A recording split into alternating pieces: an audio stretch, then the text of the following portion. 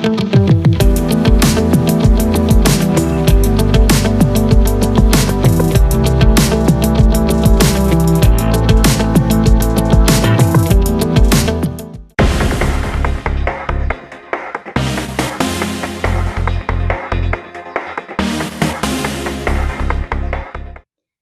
everybody, and welcome to today's In a Talent Informational. Today, we have the pleasure of speaking with Amanda Austin on the topic of marketing tools and their significance. Amanda Austin is the Director of Marketing for zSpace, which is an education technology company that delivers augmented and virtual reality learning experiences to students all over the world. She graduated from San Jose State University with a Bachelor of Science in Business and an emphasis in marketing. Now, she has over 18 years of marketing experience where she leads the event, demand generation, and digital marketing strategy at zSpace. So it is my pleasure to turn this over to Amanda Austin to share her experience with us today. Well, hi, everybody. Thanks for taking the time to hear me speak today. And thanks to all of you for joining and taking that next step into focusing on your future careers. Today's presentation is going to be about marketing tools and really the significance, why we use them. And I'm going to focus really on how I'm using them in my job at zSpace. I am one of those, I think, almost rare folks where I was born and raised right here in San Jose. This is my San Jose background. This is downtown San Jose. And born and raised in San Jose, lived here my whole life, probably will never leave. I went to Archbishop Mitty High School and graduated at the peak of the dot-com boom. With both of my parents working for high-tech companies right here in the Valley, I always figured I'd kind of do the same, but wasn't exactly sure what I wanted to major in. At the time, I was working as a fairy princess. Yes, I was entertaining children at kids' birthday parties, wearing the wings. It was a great weekend gig. Tips were great. I only had to work weekends. I could do like 3 parties back to back. It was just a lot of fun and really let me kind of step out of my shell and really be the face of this company I was working for called Theater Fun as this fairy princess, Amanda. I also love to travel and meet new people. And since, again, I was essentially the face of this theater business, my parents encouraged me to pursue a degree in marketing. So when I graduated from San Jose State University, I earned my degree in marketing along with 2,000 graduates that year who also were marketing majors. I mean, 2,000 marketing majors. It's just mind blown, right? So just as a side note, as of fall 2018, San Jose State still has marketing as its most popular undergraduate major, along with psychology, design studies, kinesiology, and criminal justice. So those of you who are marketing majors, you are going to be up with a lot of competition. So again, congratulations to all of you for taking this step into pursuing an internship program, to understanding what being an intern is all about. So again, really, really proud of what you're all doing. The market, again, is going to be highly competitive. So I think it is important, especially now that, that you're preparing. So today, I'm the Director of Marketing at zSpace, as you heard. zSpace is an education company that delivers augmented and virtual reality experience to students in districts, career centers, universities all over the world. So I'm responsible for my company's event, demand generation, and digital marketing strategy. So those are the main areas that I'm going to be covering today. Before I go into the marketing tools, I want to give you an idea of where I'm coming from and the product that I'm selling. So first thing I'm going to do is talk a little bit about the VR, AR technology landscape.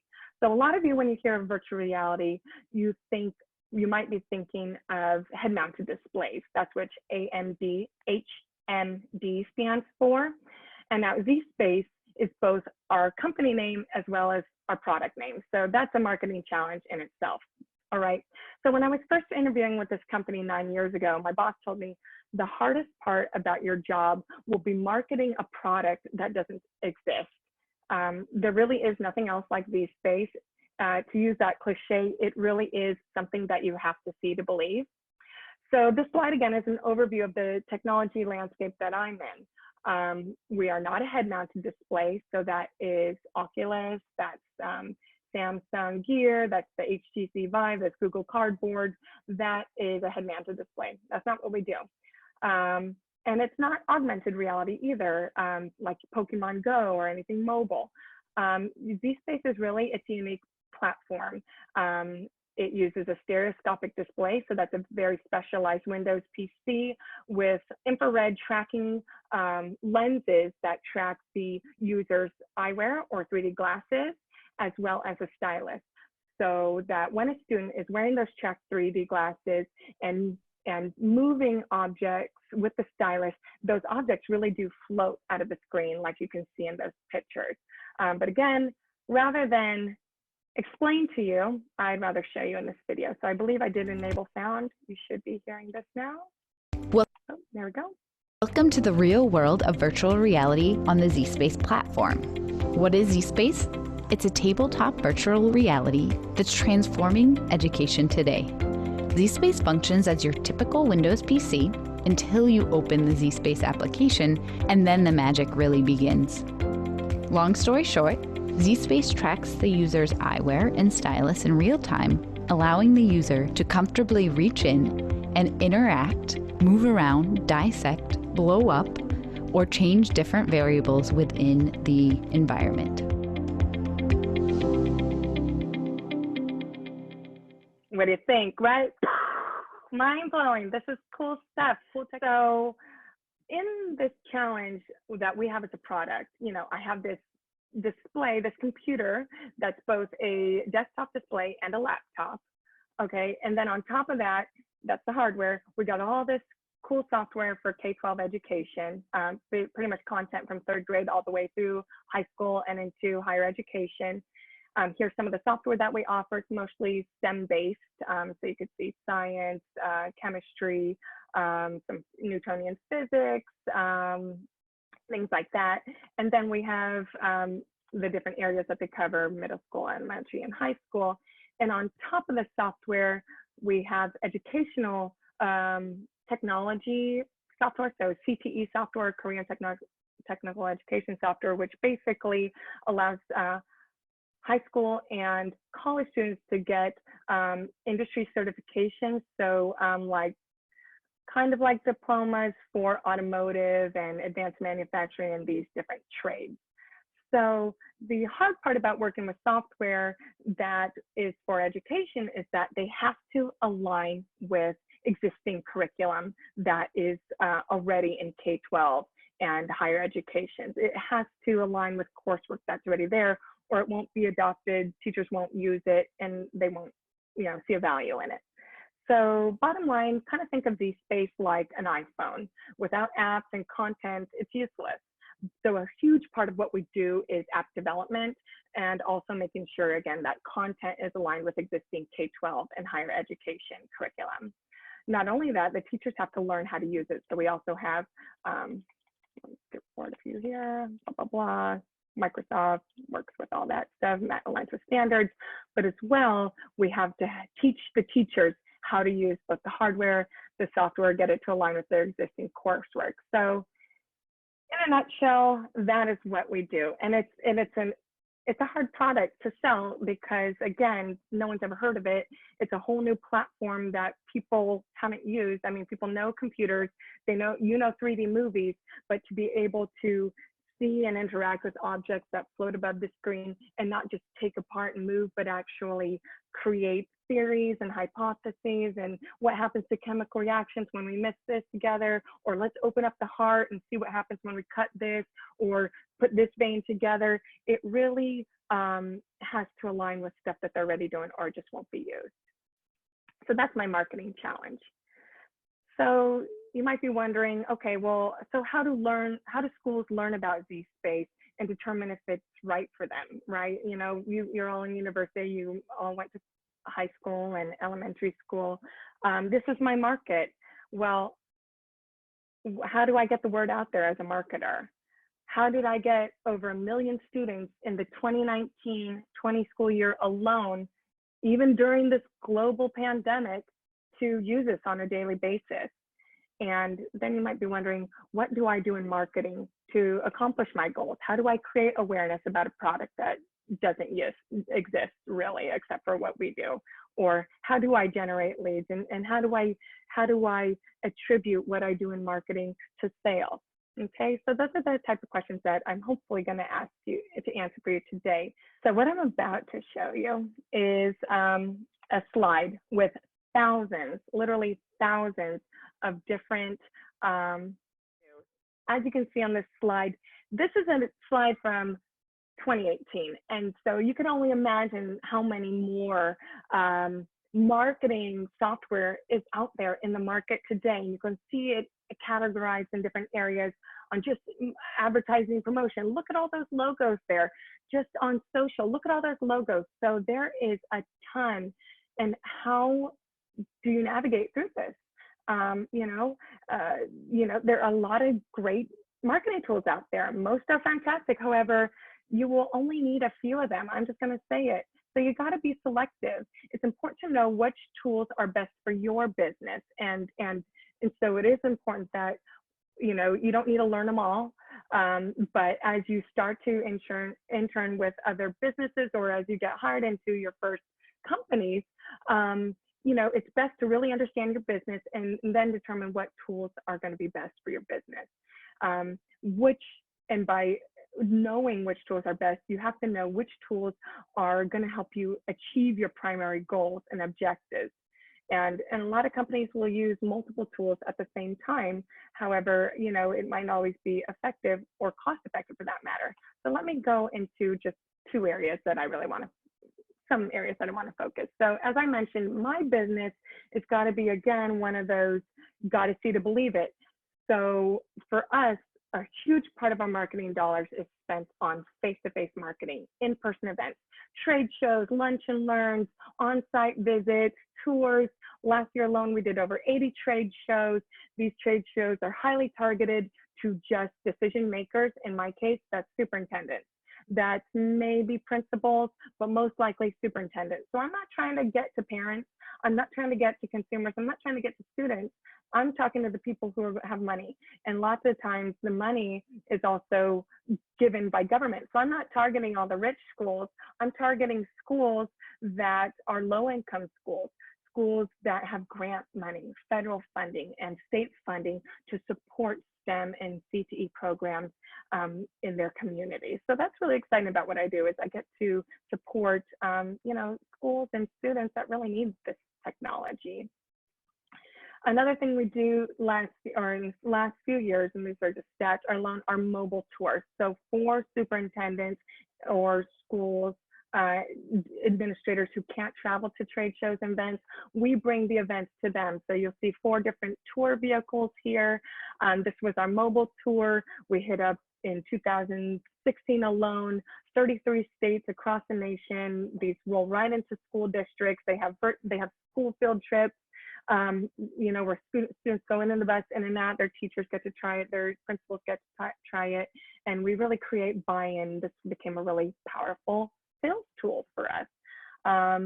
So now that tour went to a halt. Trade shows starting in March went to a halt.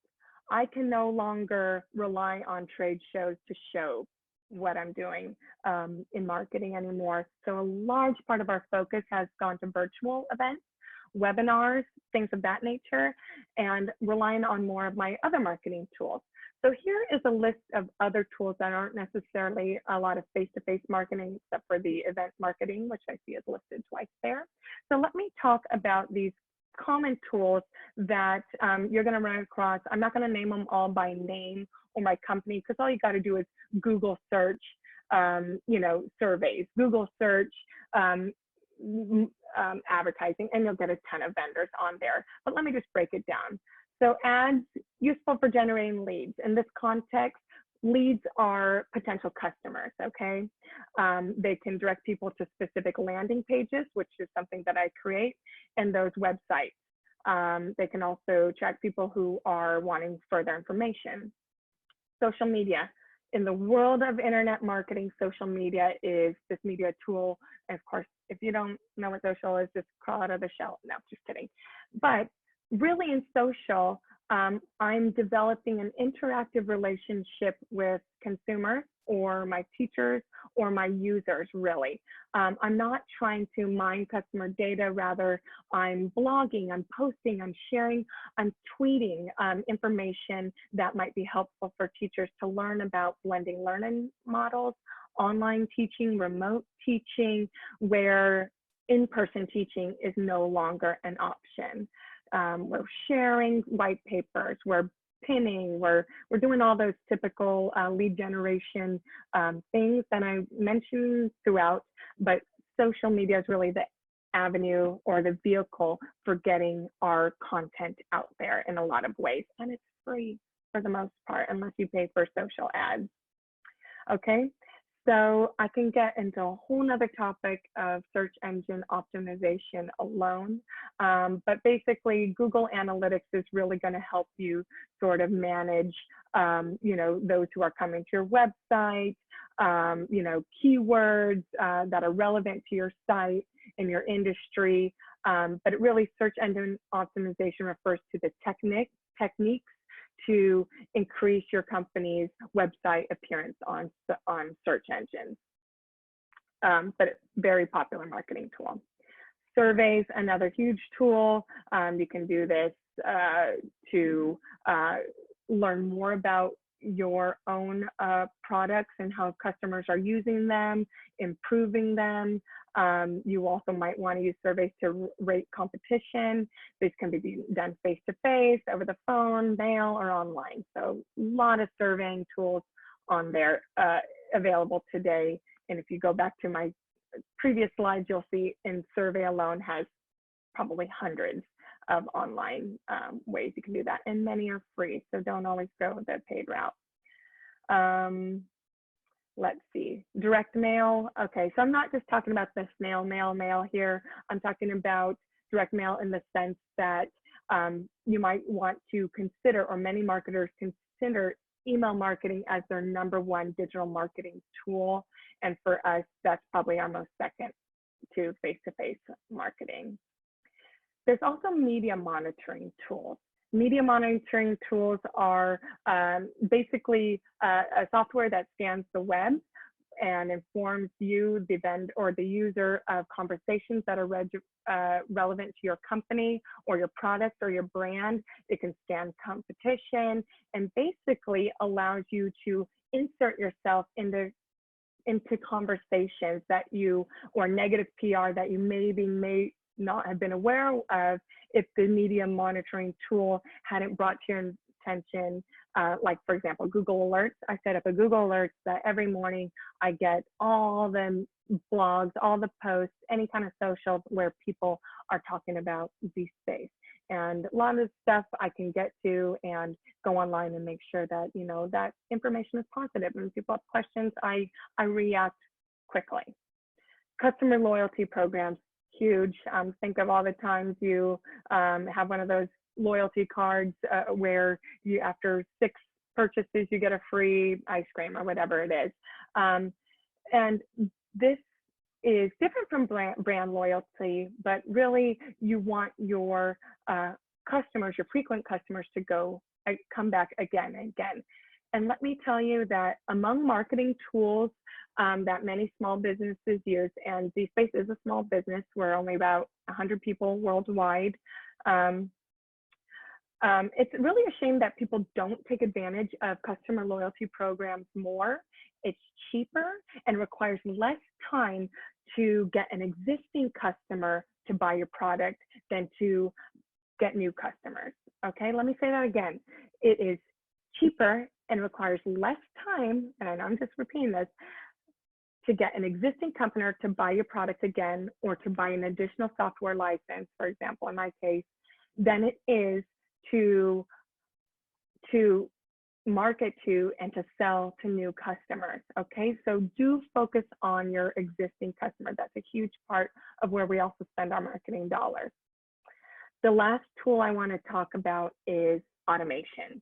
So that is one tool that will automate all your marketing tools that you might see here and get them all to work from one place. My hands down favorite marketing automation tool is HubSpot. There's also competition to HubSpot, Marketo, Eloqua. So there's others out there, Salesforce, Pardo.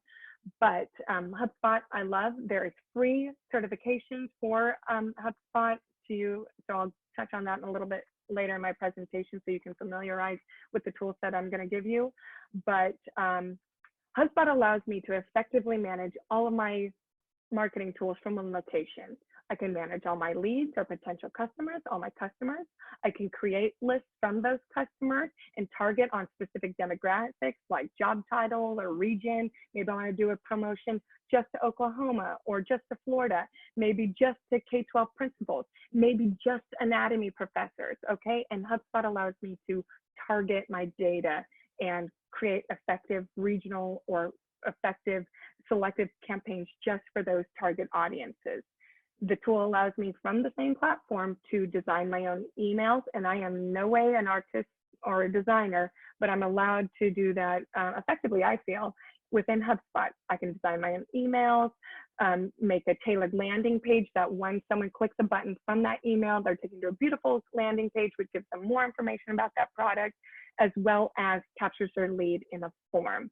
So tell me more, enter their information, and that will send that lead to their salesperson so that I don't have to take the time to qualify the lead and make sure, oh, this is the right person. It goes directly to that salesperson through a workflow. So I know that was a big mouthful. I'm going to talk about that in more detail and show you some examples. Before I do that, let's talk about customer relationship management, or oftentimes just CRM. So CRM is really about treating an individual customer as if they're your only customer. Now, CRM software means that you are able to communicate with that customer or potential customer in a timely manner and with very personalized content. You know, putting in their name and sending everybody in my email by name or by Mr. Last Name or Mrs. Last Name, and sending them very specific information to their state. So automating your CRM program means everything from having this program bot to respond to social media for you, to adding submission forms to a list of leads. And that, again, is essentially why I love HubSpot. I also should let you know that I use Salesforce as well. So on the sales side of my company, all our sales team uses Salesforce. I, as a marketer, use HubSpot, and how it works is marketing uses HubSpot, sales teams use Salesforce.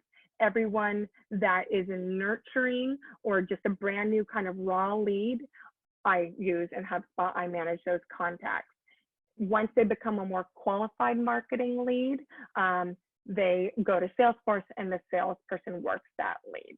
I'll get into that in just a minute. Let me just talk a little bit about demand generation, which is, we're in that same ballpark. Okay, so let me just define what HubSpot defines demand generation is. The goal is really to build and nurture key prospects and customer relationships for the long term. Okay, so that is all demand generation really is. But how do we do that? I try very well to share great content, to, again, personalize that campaign so that person that I'm emailing really thinks that I'm speaking to them, that I'm offering content that's specific to their job title or their role or their persona. And I'm using data to refine that process so that I'm smart about the people that I am targeting. And I'm using, well, yeah, okay. So what kind of content am I sharing? We have everything from white papers to news stories, to infographics, again, tweets, posts, blogs. That's the kind of content I'm talking about. How do we share content? In marketing, we really want to use a marketing calendar. There are tons of tools out there that help you generate a marketing calendar, but basically what a marketing or content calendar allows you to do is, for any given month, I have a focus of what that month is going to be about. It's also kind of cool to watch Twitter chants or just be aware what is STEM month, or you know, whatever you're, say you are working for an ice cream store, what is ice cream month, whatever. But you want to create a content calendar that is relevant, and you're going to stick with that theme of that content for that month. So you'll see what I've kind of outlined here for the different months of January, February, and March. Okay.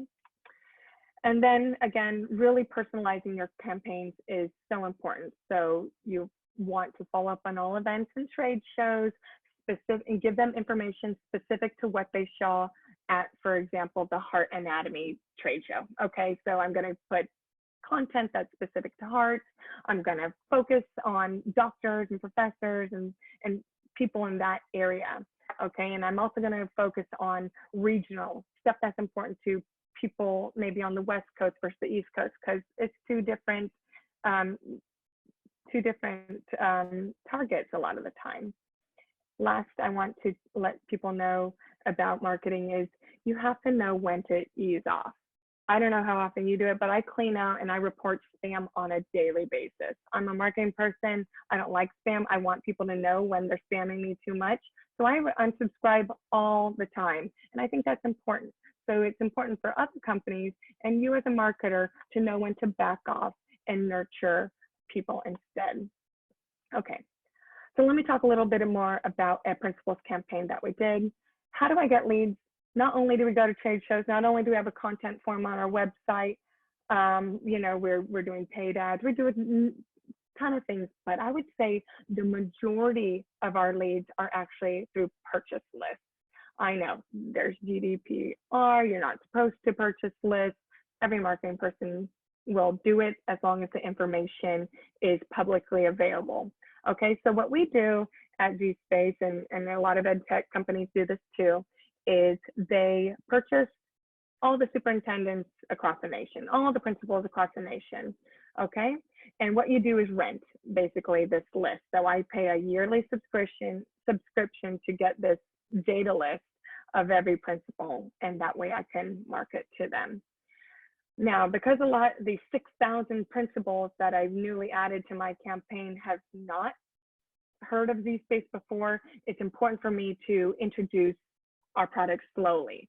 I'm not going to go in your face, this is zSpace, check this out, but I might share compelling research about AR/VR technology helping K-12 students, or how, you know, focusing on a problem that principals face, like student engagement or dropout rates and things like that.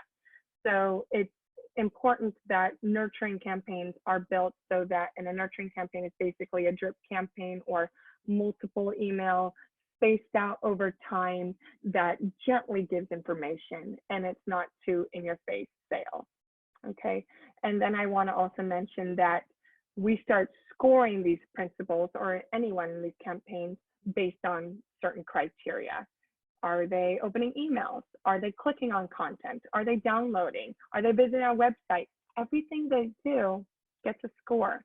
So you could set up lead scoring however you want. Most companies already have lead scoring established, but you'll see from our list here, and this is live stuff, actual data from my company, every action that a potential customer or a lead does gets a specific score.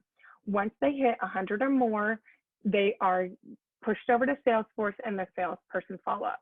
Everyone below a HubSpot score of 100 or less, or a lead score of 100 or less, is marketing's job. I work them, I nurture them, I, you know, send them drip campaigns, social, things like that, and they get little scores for every action that they do. If enough clicks or enough things happen, or they sign up for a certain amount of things, then they pass the marketing threshold and they become a marketing qualified lead, or MQL. They then go through a workflow, and this is all done through HubSpot, but there are many tools out there that just handle workflows alone, or just handle emails alone, or just handle surveys alone. Again, I'm talking about an automation tool that does all with one, and it's free. Okay, so again, workflow really focuses on if-then conditions. So say my principals campaign, I got a bunch of principals who hit that 100 marketing threshold. Great, they're synced with Salesforce. If not, they continue to get certain emails that enter this workflow. So it says, okay, delay for 2 days, then send them this email on funding. Delay that another 2 days. Did they open this email? No, resend it. If they did hit that email, create a follow-up email in 3 days with another email. So that's, again, automating, so I don't have to think, gosh, did I follow up those principals? Did I remember to talk to them? No, I have software that does this for me. The software allows also to check your emails, see how many you sent, how many delivered. Industry standard for education is a 25% open rate. So you'll see this email hit the mark. I got about the 25% open rate. And so I can judge certain emails by, you know, this is a good email versus a bad email if people are opening and they're clicking through. Most automation or even email tools like MailChimp, like Constant Contact, and those will all allow you to look at certain heat maps. So this is an example of a zSpace email that has a heat map in it. You'll see 4.3% of people clicked on the zSpace logo, 23% clicked on this request to stop link, others hit this and that. So you get an idea of what people are clicking through on your email. And then again, a little more intelligent into Salesforce. Okay, and then a little more intelligent to what our sales team sees on the Salesforce side, and all that history is there on that lead. Oh, they attended the road trip. Oh, they got this demo. Oh, they opened this email, so that when my salesperson is ready to contact this marketing qualified lead, they have all the history there. And so it just makes us look like a smarter, more well-informed company. Sure. So I was just wondering, how does marketing work with other departments or teams within the company to accomplish a project? Oh, absolutely. Okay, so I think that is, you kind of think about the different roles. I think that is something that really allows someone as a director of marketing to really be that glue that allows the multiple departments to work together. And so, for example, when we are getting ready to release a new application, there's several things that have to happen. You know, do we have all the artwork necessary? So I have to work with our software developers to get the application icon ready for the website. I have to get all of the video assets ready to make a how-to video. So that's my video team. I have to work with product to learn exactly what it is about that is going to show those features and benefits for our website. I work with PR to distribute a press release. But marketing at my company, you know, I'm kind of a one-man person team. I mean, I do everything from write the press release, but that's going to be different for every company. Some companies have their PR department. Some companies have their product marketing department versus corporate communications versus communications. So again, it really depends on what kind of company you work with. But working with a small company, I and my team get to single-handedly work with individual departments. So work with QA on, is the app ready? What are those glitches? Working with, what else?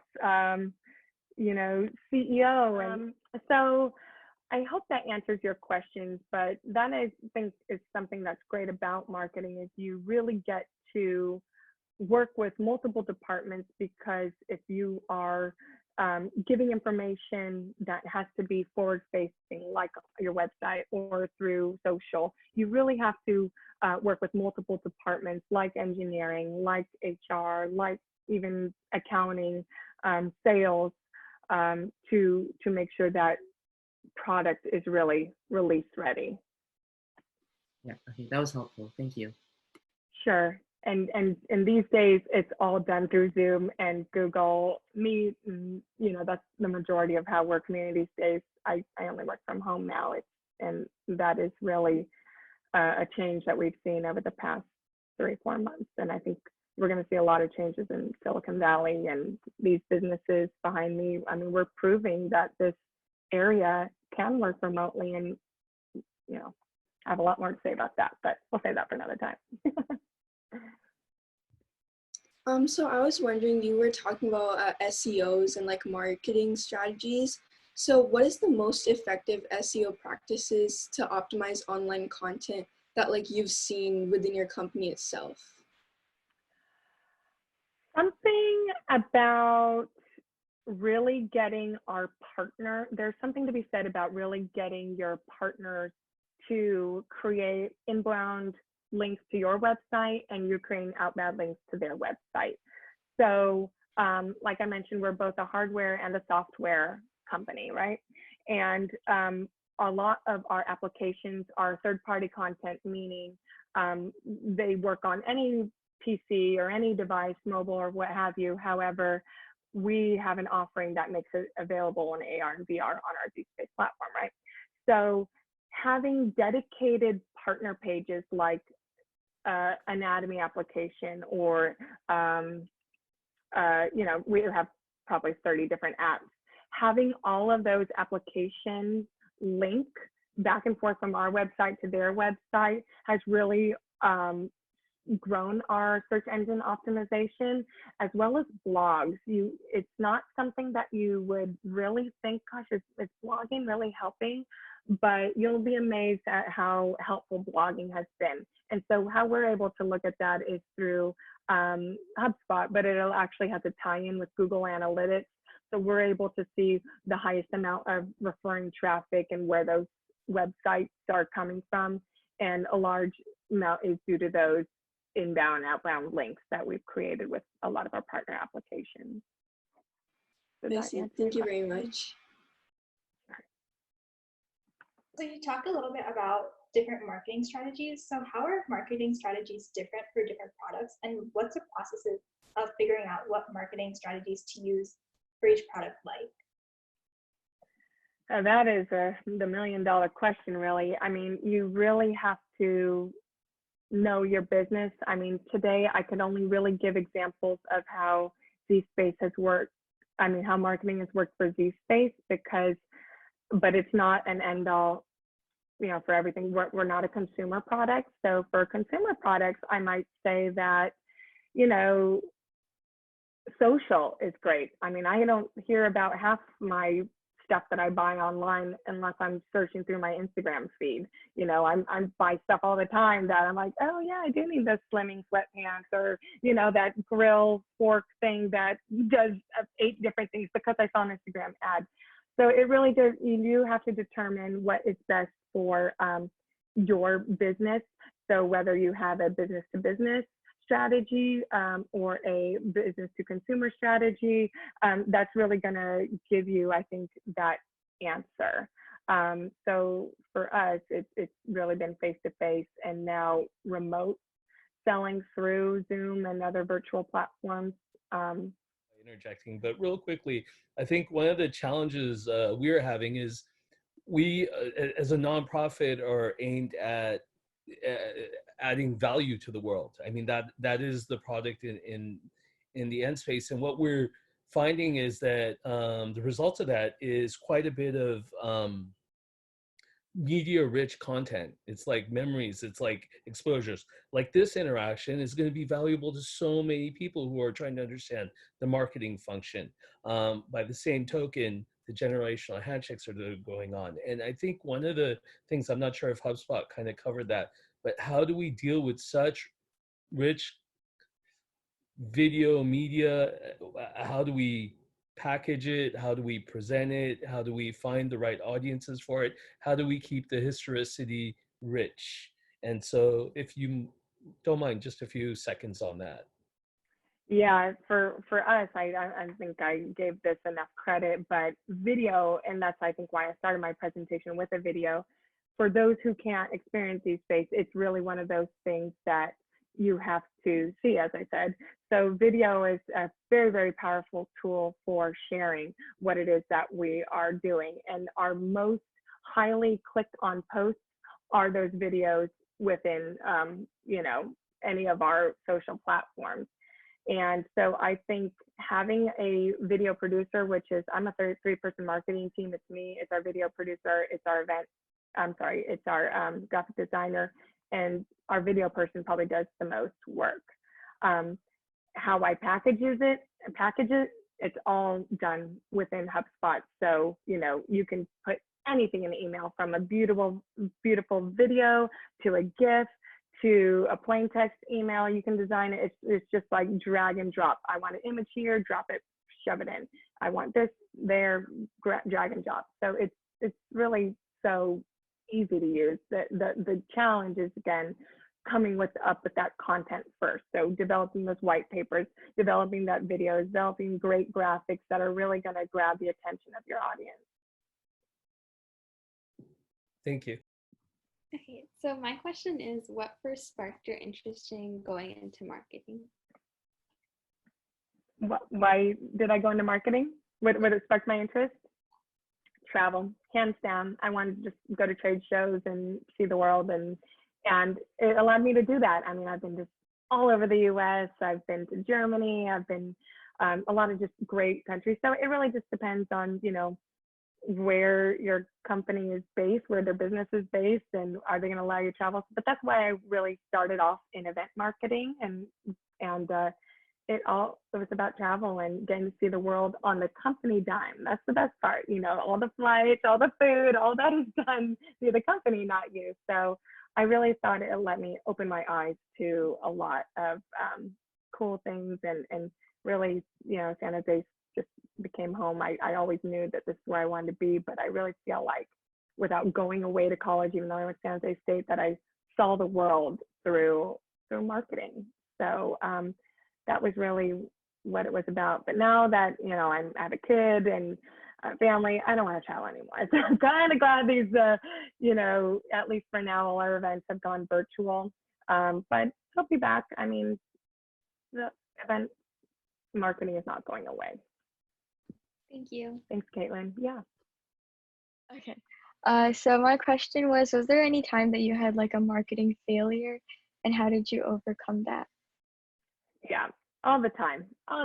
I mean, that's the thing about marketing. It is a deadline specific job. I mean, everything we do is on deadlines. You got this trade show, you got a press release, you got a product, you got something that, I try my best not to promise anything on a certain date. I say, we'll get you that shortly, or, and there are times when, you have trade shows and you get to the trade show, you only have one day to set up, and your booth doesn't arrive because it's a hailstorm out in New York, and, you're out there with bare space and nothing there, and you're just yourself trying to demo a product without even your product there. I mean, so that happens. I always try to present my problem to my boss with a solution first. So I don't just call and say, here's the problem. I always say, here's the problem, but this is the solution that I'm working on. And then I give him some options so he can say, no, that's a bad solution, or yeah, that's a good solution, I'm glad you're on it. So typically you can't leave your boss or your company in the dark, and you always got to have a backup to everything. If that demo doesn't arrive, make sure that there's something there that always have a backup solution. I think that is, but yeah, I mean, all the time. Trade shows, I've forgot equipment, I've slept in and didn't show up to the trade show on time, and due to a heavy night of drinking. No, it all happens. So no, just kidding, that never happens, but it could happen to you, so don't do that. Okay. Thank you. Yeah. What is your favorite and least favorite thing about marketing? Okay, favorite, again, I love the travel. And it's important for all of you to think about what kind of marketing you want, what kind of company you want to work for. Is it going to be a small business? Is it going to be a big business? Do you want to work for the Googles and the Facebooks and the LinkedIns? Because there are lots of good perks for working in those big companies. Free gym, free babysitting, free food. But I've always worked for small companies, always 100 people or less. And the reason is because the work that I do, and the work that my 3-person or 5-person or whatever it's been, I've had small teams, I've had big teams over the years, but the work that we do as a small team is immediately seen on the website or in a brochure or in social. Like, I don't have to jump through 10 different people to approve our work. We post something great and it's available for the whole world to see that day. So I think that's important to think about is, do you have a team that trusts you? Do you have a boss that trusts you? Do you have a small team or a big team? Because in marketing, small companies, you're going to produce a lot more and get that instant gratification right away. And that's something I like about every small company that I've worked for. This is by far the longest I've been with a company. So zSpace is truly the coolest product that I've ever did. And I've been in tattoo removal lasers. I've been in the cosmetic industry. I've been in like plastic surgery industries where I'm going to trade shows and doctors are walking around with their plastic surgeon wives and all this, parts all stuck together and crazy stuff. But zSpace is so cool because I like who I'm marketing to, teachers and schools. I love what we're about. So I think that's really important too, to think about is, do you love your product? Can you stand behind it? Do you like the people you're marketing to? And so I think that's what I really like about kind of marketing is that instant gratification and seeing that right away. But one thing I don't like about marketing is the deadlines. It's stressful, and you have to work with salespeople. Ugh, no, just kidding. But no, yeah, salespeople are a hard breed to work with. They could be very moody, and a lot of the stuff that you give to them are really like the ammo, and they're on the battlefield. And marketing tools are essentially, the guns and the bullets. But if they're not good guns and good bullets, they're not going to make those sales. Sorry to use that analogy, but. Thank you. Yeah. So my question was, is there a time where you thought outside the box on a strategic initiative, like within your company itself?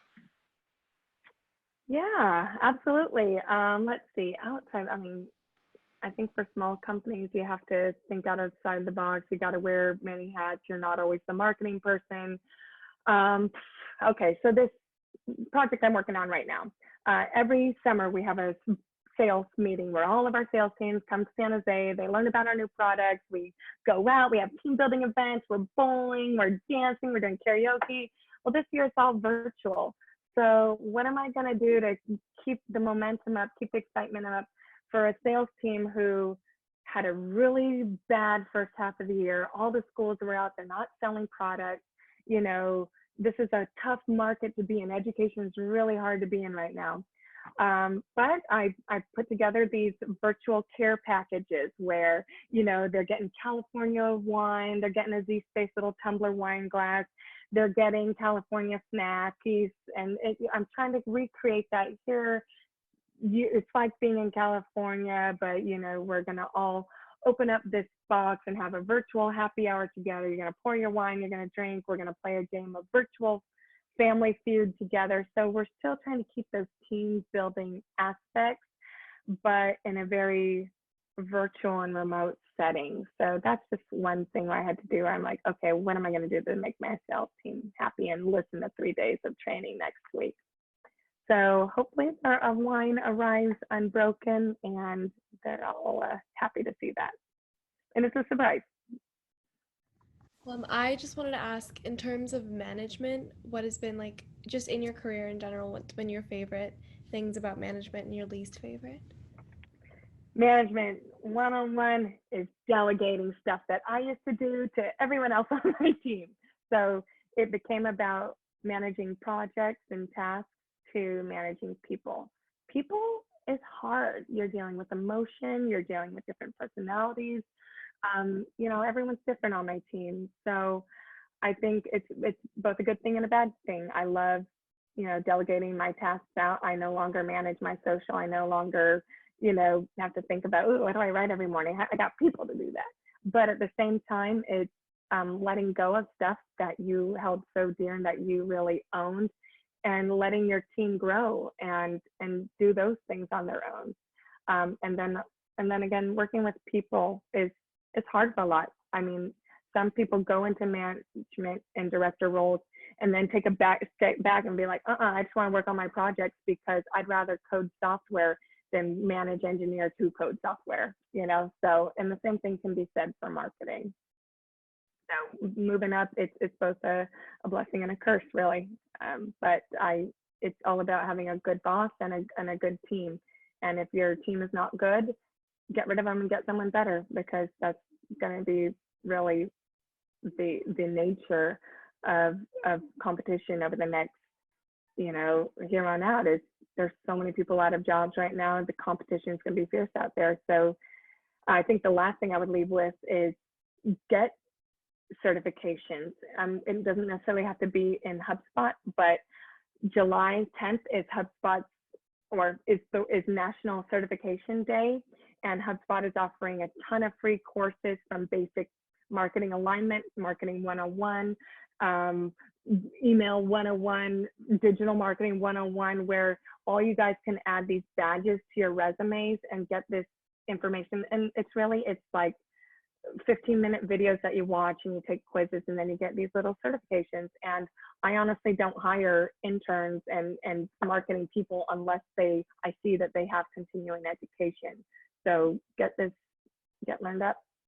So HubSpot Academy, again, you can sign up for free certification courses now. That was something that I was showing on my last slide, but there's a ton of free certification courses for marketers like yourself. So it's worthwhile, especially at home, getting into those. Sure. And with all that being said, thank you all for coming, and we will see you at the next one.